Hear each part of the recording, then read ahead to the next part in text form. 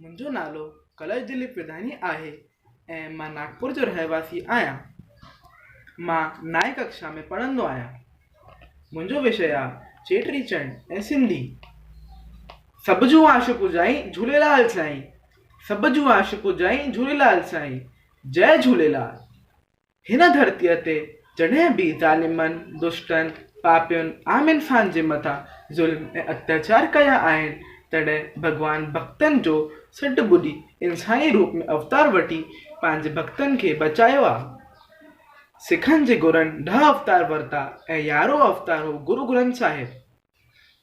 तंहिं भॻवान विष्णु में 10 अवतार वरिता ऐं 11हों अवतार हो सिंधियुनि जो अवतारी पुरुष ईष्टदेव झूलेलाल। ईष्टदेव झूलेलाल खे श्री कृष्ण जो अवतार ही मञियो वेंदो आहे, जंहिं सिंध नदीअ जे किनारे ते वसियल हिन पावन धरतीअ ते संवत 1007 में अवतार वरितो। झूलेलाल जल ऐं ज्योतिअ जो देवता आहे।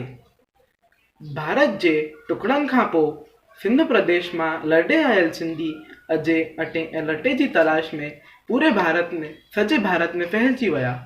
भारत जी आला सभ्यता ऐं संस्कृतीअ जो ख़त्म थियण जो अंदेशो थियण लॻो। अहिड़ी हालत में भारत जा ऐं सभिनी सिंधियुनि जा लाडला प्रोफेसर राम पंजवाणी जी खे हिकु रोशनीअ जी किरण नज़र आई।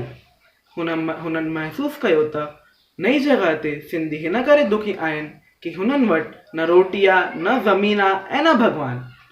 दादा राम पंजवाणी उन्हनि दुखनि खां छुटकारो ॾियारण लाइ जेको चवंदो झूलेलाल तंहिंजा थींदा बेड़ा पार, जेको चवंदो झूलेलाल तंहिंजा थींदा बेड़ा पार जी दुनिया जे रूप में सिंधियुनि जे अंदरि हिकु उम्मीद जी किरण ॾेखारी। धरतीअ जी हर कुंड में फैलियल सिंधी दरिया शाह खे यादि करणु शुरू कयो। जहिड़ी तरह महाराष्ट्र में आज़ादीअ जी अलॻि जॻाइण लाइ लोकमान्य तिलक गणेश उत्सव शुरू कयो, तीअं दादा राम पंजवाणीअ चेटीचंड खे सिंधीअ ॾींहं जे रूप में मल्हाइणु शुरू कयो। हिन ॾींहं ते भारत जे हर उन शहर ऐं ॻोठ में जिते सिंधी रहनि था, सिंधी संस्कृतीअ जूं झांकियूं लॻाइणु शुरू कई। हुननि जी हिन कोशिशनि सां सिंधियुनि जे मन मां निराशा जी बादल छुटण लॻा ऐं हिकु ईश्वर में आस्था पैदा थियण लॻी। चेटीचंड जो ॾींहुं तमामु पवित्र, सभाॻो ऐं ख़ुशहाली आनींदड़ मञियो वेंदो आहे। जीअं त वरुण देव खे जल जो देवता मञियो वेंदो आहे, तंहिं करे हिन ॾींहुं सुबुह वक़्तु सिंधू हिंदी कहिड़ी नदी या पाणीअ जे किनारे ते वञी जल जी पूजा कंदा आहिनि ऐं लाल साईंअ जा पंजड़ा ॻाए झूलेलाल जी स्तुति करे पलव पाईंदा आहिनि। अचो असां सभु बि पलव पायूं। आसवंदी गुरु तो दर आयस्तो बिन वाहन काई राम, तू हर दाता तू हर माता सब जी आश पुजाई राम।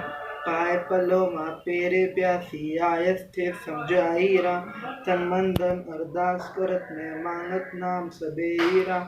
नाम तुम्हारा साबुन जैसा दोसा पाप सबेई राम, कह किलो गुड़ लो कटनी में आवागमन मिटाई राम। आवागमन मिटाई राम, सब जी आश पुजाई राम। कहजो की न विनाई राम, दुखड़ा दर्द मिटाई राम। दर्शन कराई राम, बेड़ा बनी लाई राम। बोल अमर लाल की जय, झूलेलाल साईं की जय। आयो लाल झूलेलाल, आयो लाल झूलेलाल, आयो लाल झूलेलाल, आयो लाल झूलेलाल।